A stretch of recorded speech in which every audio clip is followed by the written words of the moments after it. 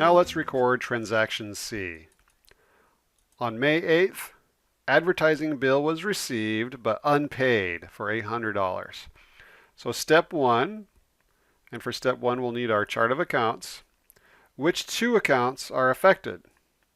So go ahead and pause the video and see if you can figure out which two accounts are affected when we get an advertising bill but we're not going to pay it right away. Well, there should be advertising expense and accounts payable.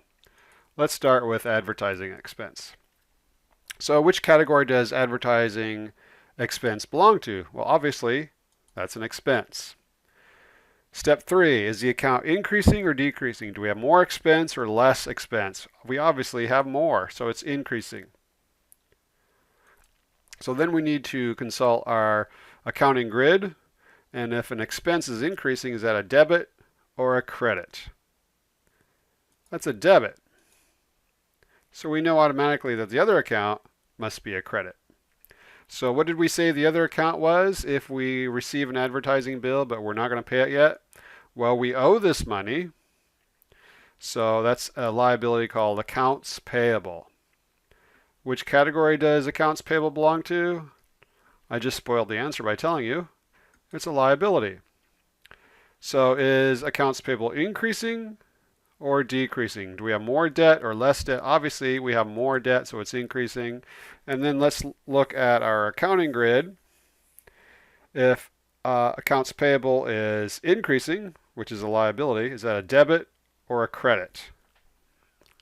That's a credit. So now the next step is record the transaction in the journal. So we need our date, May 8th, and then which account is listed first, credit or debit? It's the debit account. Always list the debit account first. And that was advertising expense, and what was the amount? $800. Then we list the credit account, but we indent first. And what was the credit account? Accounts payable for $800 credit. Then we need some type of an explanation. Advertising bill received. In the real world, you would probably write down the name of the company instead of just being really generic and saying advertising bill.